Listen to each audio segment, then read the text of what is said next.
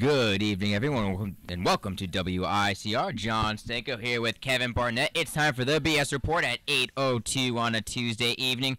Kevin, how are you doing? Good, I just came back from my apartment, where I cooked. Watched my Rangers have 2-0 lead on our captain scoring 2 goals, He's going to be traded. Who is in the middle of a serious trade rumors right now and showing he does not want to leave New York. No, he does not. Which I don't blame him. What did you cook, though? I cooked a burger. Damn it, I'm George jealous. Foreman grill. Ooh, Yeah. Nothing like a good burger. George Foreman grill, so. No, they had. You know what they had at Spellman today? What did They have? had a mashed potato bar where you can put stuff in it and they'll cook it for you and I think I may have seen that before. I've never had it, but. it was tasty. Really? Very, very tasty. So that filled me up. That's filled me up pretty good. Yeah. Now obviously this past Sunday I'm sure you ate a bunch of stuff as well. Yeah. Uh, I could have gained probably an extra pound or two, which I really didn't need to gain, but Well, I know Denver fans were throwing up everything that they were eating with the sight that was on the television. Everyone knows that Super Bowl Sunday was, I think, uninspiring to those watching and frankly a letdown. Seattle though dominated 43-8, the Super Bowl victory. Super Bowl champions. The Seahawks pounded them from beginning to end. And Kevin, I have to give you credit. You were right. You called the victory, and I salute you. literally the first play of the game. Mm-hmm. The Seahawks held the lead for 59 minutes and 48 seconds. Yep. The fastest score in Super Bowl history. In which coincidentally his name is Manny Ramirez, not to confuse himself with a baseball player, but that play was on Manny Ramirez. Yeah. On Manny Ramirez's blunder, then to Percy Harvin's kickoff return. I knew the game was over once Percy Harvin returned that kickoff for a touchdown. Then there was no shot. I was rooting for Denver. I had a simmer of hope, honestly, that Peyton Manning, because I believe if there's maybe a handful of people could pull that comeback off against that defense. Yep. And Peyton Manning is one of them. But right after that kickoff, there was not even he could do it. So. Yeah. As soon as that last kickoff happened in the second half, I went Sharpie. I just tweeted Sharpie. Period. Because it was over. After that, there was no sign of comeback, no sign of life at all. In fact, it was a great kick by Prater on the kickoff. Yeah. To bounce, not let Percy Harvin return it, but yet the coverage was terrible. And then he's fast. Exactly, and he just blew by everyone. Yeah, And that was he probably been in the best shape he's been in all year, Percy Harvin. So. yeah, I mean, well, granted, he played 12 snaps, I think, all season before that game. Yeah, he got a concussion in the New Orleans playoff game, which he got rocked by I think it was Jared Bush. Yeah, the name sounds right. Who hit him in the helmet. He's just been unlucky this year. Hip surgery, was supposed to miss the first 12 weeks, but then he came back against Minnesota, his old team, which they rushed it, but he really wanted to play against Minnesota. Yep. And they rushed that, and then he got hurt, and then he played in the New Orleans game, and then it was just a bad year for him, honestly. But he kind of made when you make it up for something like that in the Super Bowl, you're worth That's the thing. first round pick. He basically, that big contract he got, everything that the Seattle Seahawks gave for him, he made up for in the Super Bowl. He won them. He was one of the huge factors in the Super Bowl. I'll give them credit, though. I mean, guys stepped up big on offense. Remember, I said Marshawn Lynch would have a big game. Marshawn Lynch He did nothing. He didn't really have a great He did nothing. He had like a 1-yard score, but like At that point, the game was Jermaine in hand. Kearse had a great game on that. He had great moves on that one touchdown. Golden Tate's filled in nice. He's been a very solid receiver. He for is a them all tight year. end, if I am correct, at the end of the season. He is a tight end now. Golden Tate. He's a free agent. Excuse me. Tight end. He's 5'10", not even 200 It's been a pounds. long day, but he is a free agent now after this season. I believe so. I think Sidney Rice has been injured and he wasn't able to play. So, if I'm Seattle, I mean, I don't think that. I mean, if I'm Seattle, my main priority to re-sign the guys to re-sign though are Cliff Averill and Michael Bennett. Cliff Averill made a ton of money in the Super Bowl. Would be my priorities for Seattle. And I would lock up Richard Sherman before he becomes a free agent after next season. I think their main priority is to get Sherman paid right now. Because if you look, Sherman did not. He didn't go to Sherman's way at all, it seems like. Oh, no. I think he was only thrown to 4 times, I think. Or Sherman, something. coincidentally, was not on their best receiver, and that's Demaryius Thomas, who had a good game. 13 receptions is a Super Bowl record. And he fumbled once, which was costly. I can't say it's costly when your team loses by 35 points. Exactly. But, I'll tell you, that Super Bowl was such Eric Decker may have lost himself about $5 million, $5 to $7 million. Where was he? He had 1 catch. He did nothing. I mean, Welker at least had, 6 or 7 catches? But then he had the giant drop. But, I mean... of course, yeah, it sounds familiar with you guys, obviously. I know. Yeah. No, he did drop... Every small little Wes Welker blunder, it seems like nowadays Patriots fans jump It's on. It's the Wes Welker curse. It's the Wes Welker curse. No, but I do feel bad from 0-3 in the Super Bowl now, Wes Welker. So I don't feel too terrible. obviously, but Julius Thomas was taken out of the game. He didn't have a big hit. What annoyed me with Denver was they're running the ball a lot on third down when Seattle clearly was stuffing that, and they coincidentally tried way too many screen passes. Yeah, that was really bothering me. I think Peyton Manning. I mean, clearly, I think he should have taken those gloves off. I think that the gloves had something to do with that. Honestly, he did not try and stretch the defense at all. Well, granted, he didn't try and stretch the defense against the Patriots either. I know Sherman's great, but I mean, take a shot when you're down by that much. You got to take a shot. Yeah. It seemed the one time he was going to take a shot. Actually, he got hit in the elbow. Then was picked off by Malcolm Smith, who ended up winning the MVP. Side note, I was happy to see a defensive player win the MVP. I mean, I would have given it to, honestly, the whole defense if you thought of their defense was spectacular. The whole entire defense gets a car. I mean, Cam Chancellor, Richard. You can even throw Richard Sherman in there because the guy he didn't throw to him at all, and that just shows how good you are if he doesn't throw your way. If Peyton Manning doesn't throw your way, you know you're good. Yeah. You know you're good. Even with guys like Byron Maxwell, who just came in there and did their job, like when Brandon Brown gets suspended, Earl Thomas. I thought Chancellor was the more impressive of the safeties. From what I had seen in the Seahawks, everyone's giving Earl Thomas a little hype. I thought Chancellor was the better of the two safeties, to be honest. 10 tackles for Chancellor, 6 of them solo. I mean, and he had 2 pass deflected. Yeah. I thought Great game for Chancellor. I thought Chancellor, from what I saw the Seahawks play this year, was the better safety, but Thomas gets all the hype. I think Thomas is a harder hitter, that's why. Yeah, that's true. But I mean, hey, that whole secondary is really good.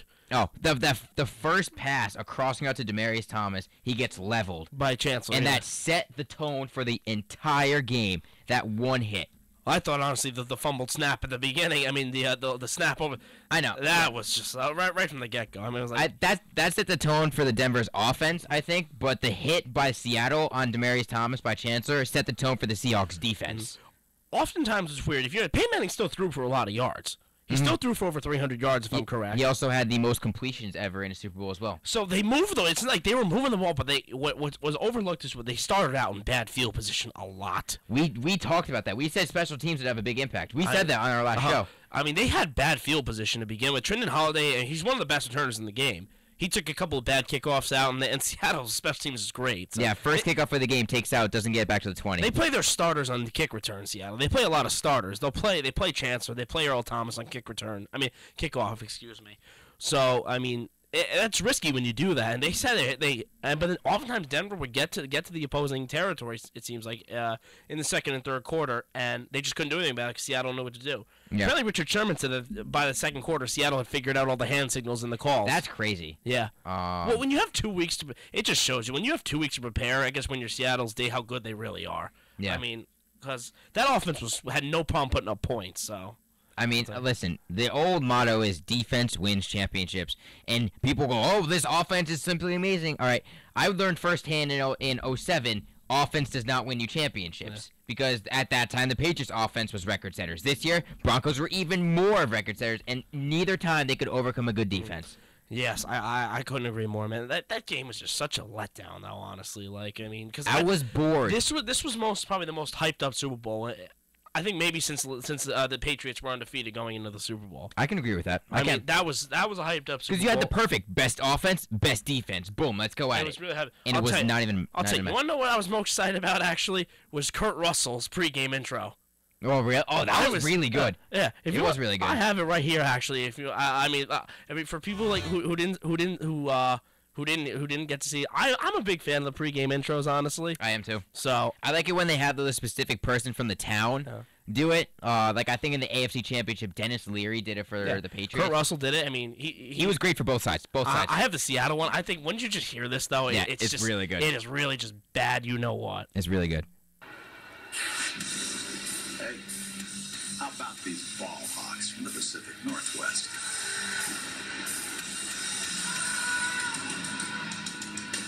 Oh, I get it. Some might call them overconfident, a little bit full of themselves, but is it bragging if you back it up? Let's see. You hit them, they hit you harder. You get in their face, they get right back in yours. Basically, anything you do, they'll do better. Hold on. This isn't a sightseeing, we're just happy to get back to the big dance kind of thing for these guys. These fellas have meant business all season long. A hit first, ask questions later defense. A beast moves the earth when he runs. And a quarterback destined for this spotlight. So what do you say, Seattle? That other team may be a mile high, but we all know you guys crank it all the way up to 12. I mean, right? If you were just going on that, show me what a team is, I would have been afraid of them, honestly. Oh, I love the Spinal Tap reference at the end. Yeah, loved it. Yes, I mean, he did one for Denver too, but Seattle. It wasn't as good. Seattle's was a way more intimidating one. Oh no, it was. What's weird is like every word he said in that was true. You hit them, they hit you harder. Mm-hmm. You get in their face, they'll get right back at yours. It was right on about that.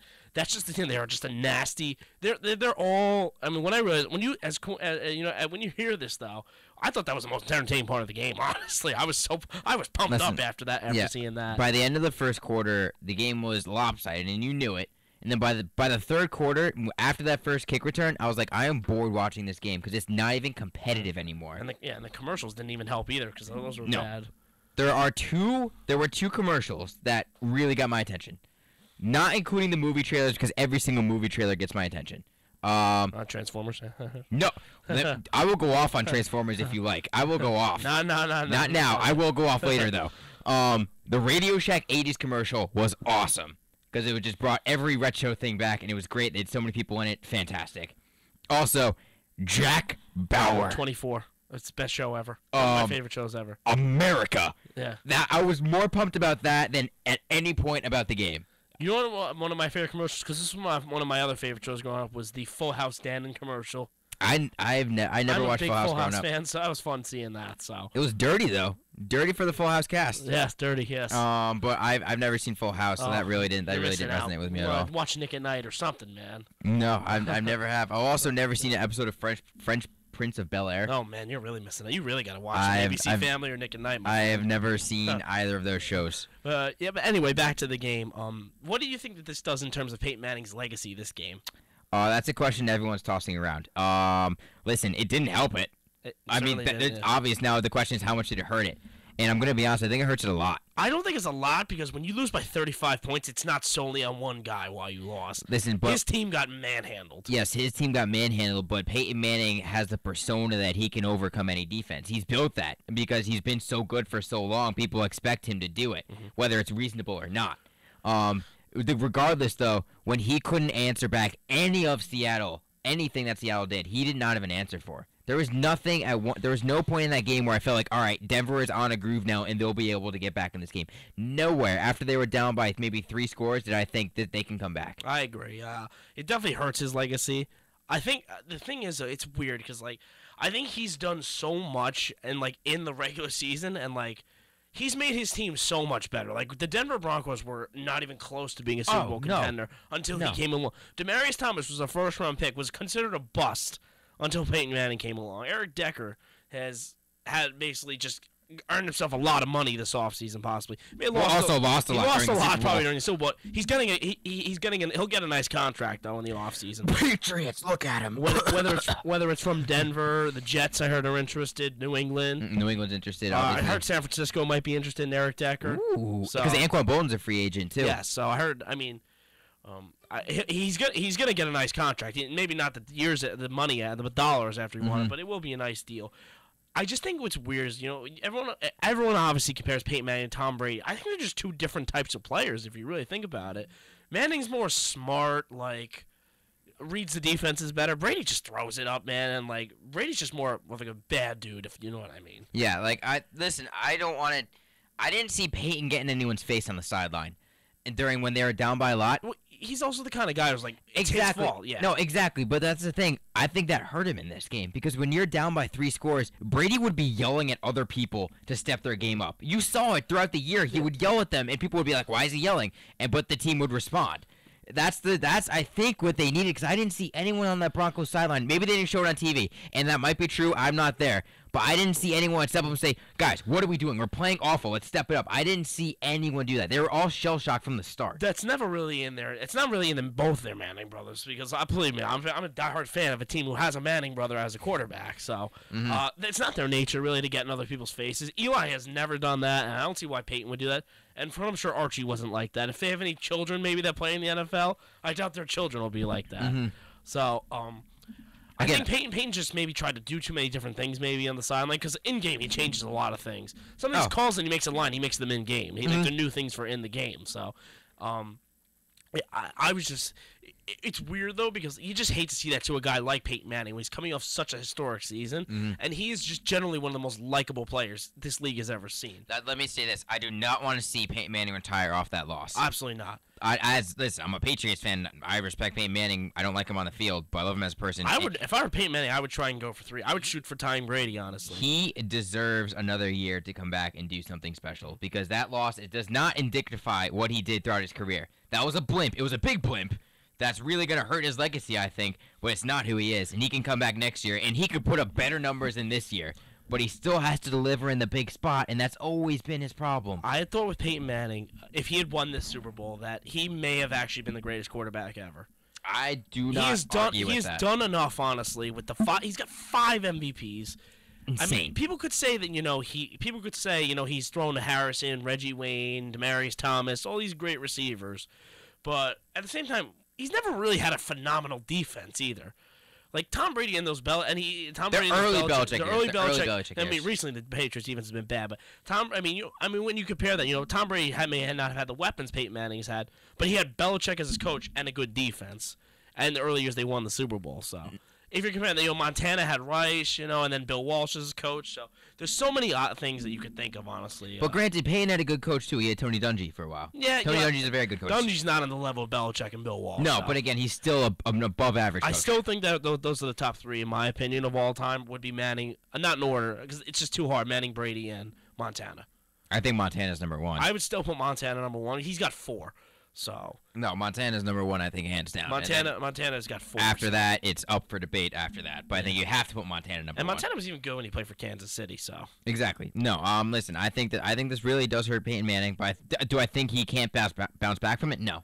I think he can come back next year, put up more numbers, people will forget about it, and they'll be Super Bowl contenders next year if he comes back. It's weird, though, because when you fully watch him, his arm just seems gone. Oh, my God. He doesn't throw the ball away. He has no zip on the ball whatsoever.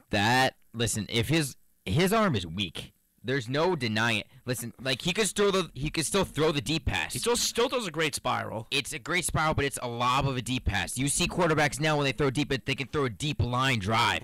Brady has great arms because he could zip the ball in there on a 5-yard slant route, and then he could just stick it in their chest. And Brady was drafted in all these guys are seems like all these guys are baseball players now. These quarterbacks, exactly. Brady was drafted in baseball. Kaepernick, Wilson, all these guys. Yeah, everyone. When you have a rocket arm, you can get it into those tight spots and those tight spaces. Peyton Manning can do it because he's smart, but is there going to become a point where his arm becomes too weak to do it? And you hate to see. He's getting older. He's not getting any younger. Exactly. Well, I mean, same goes for all the old age quarterbacks now. That era, frankly, Manning, Brady, they're both approaching their yesteryears. Yeah, I think that Manning. I think next year. I think that's it. Honestly, no matter what next year, I think that's going to be. He's going to be 38 years old. I mean, I think he's playing no matter what the doctor says. No matter what the doctor says, he's playing. I think. I think he'll retire if the doctors say don't do it. He don't want to go out like that. I know he doesn't. He's such a competitor. I know he doesn't, but you know how many opportunities he's going to have outside of football? He does have 3 more years on his deal left, too, so he may even want to play out his contract. That's a lot of money. He's also. I don't think he's that type of person to just play for the money, though. He's probably not, but when you're making that much money, that's definitely a deciding factor in it. It's definitely a factor in the decision. So what was it, 5 years, $97 million or something like that? A ton of money. So, yeah, I mean. A ton of money. Almost $20 million a year. I mean, I would do that even if I. But, him and Brady, I think Brady maybe has got 2, maybe 3 years left because he's about 2 years younger than Manning. He's 37. Brady's 37? He's 37. I thought Brady was 35 or 36. 37. Brady's 37? I just read an article about today. He's 37 years old. Really? Yes, sir. Wow. Manning's 38. Manning's 38. See, neither of these guys are as tough as Favre was. See, Favre playing in his 40s, maybe they want to try and be like, no, neither of these guys were like Brett Favre when it came to toughness. So. I also don't think neither of these quarterbacks have taken as many hits as Brett Favre. Yeah, Brett Favre still has some velocity on the ball at the end of his career, so. But it really is a shame to see it. Obviously, that's why. I mean, I was hoping it would have been a close game because that would have been a lot more exciting. Oh my God, yeah. I was bored as Yeah, a sports fan, as a football I just fan. don't know what to say. I was bored with the Super Bowl. Because like you can't talk about what ifs and everything because Seattle was just better in every aspect of the game. There was nothing good that Denver did. Every aspect, Seattle was just better. I mean, Denver got no pressure on Russell Wilson. They didn't tackle. I mean, if you saw Jermaine Kearse's touchdown, how many he broke 3 or 4 tackles on that, which is unreal. Also, great stat is that the Seattle pressured Manning all game long. They only recorded 1 sack, but they were in his face for every play. They hit his elbow on in the interception. Malcolm Smith then ran it to the house on Percy Harvin. Another great stat I read on Twitter was that when Manning wasn't pressured, he had a 99 QBR during the game. I kid you not. But when he was pressured, it was only 33. Seattle defense, I think, don't quote me on this, but I think it was they pressured him 174% more often than any other team did during the regular season. Wow. Like, that's how much pressure they got on him. And I don't remember. It was an ESPN reporter who had it or somewhere. It seems like now all of a sudden, because, I mean, people like to make excuses, it seems like, for a lot of things. Because when I heard how many people Denver were missing on that defense was Chris Harris Jr., Derek Wolf, Von Miller. They were missing a lot of guys, but they were missing these guys for a long time. I mean, none of these guys got in the way. I mean, Chris Harris was hurt. He missed the AFC Championship. Correct? Yes, he did. I mean, they didn't have Ryan Clady all year long. Then all of a sudden, say, if Ryan Clady plays, and there's no pressure. Mm-hmm. I mean, it might be true, but he hadn't played all year. So another question for you: Champ Bailey, is he retiring after this season? 15 years. I mean, I think he should honestly, because he's not good anymore. He's not reliable anymore. He was the nickel receiver to Rogers Cromartie, and Chris Harris Jr. So yeah, you don't want to pull a Ed Reed and play until no one respects you anymore. Yeah, I mean, and Reed I think should retire too. Oh my God, yes. But I think he's gonna stay with the Jets. I think that's the Rex Ryan connection he has with him. Yeah, I mean Rex Ryan deserved another year on his deal for sure. So. Oh yes. All right, well, how about we take a short commercial break? Absolutely. We'll come back, discuss a little bit more NFL, wrap up the season, maybe look at some of the big free agents out there, what's going to happen then. Maybe a little bit preview of the NFL draft. It's never too early. I love the NFL draft. It's my second birthday. I love it. It is never too early. I want to thank you, everyone, for joining us here this Tuesday evening on the BS Report. We'll be back right after this.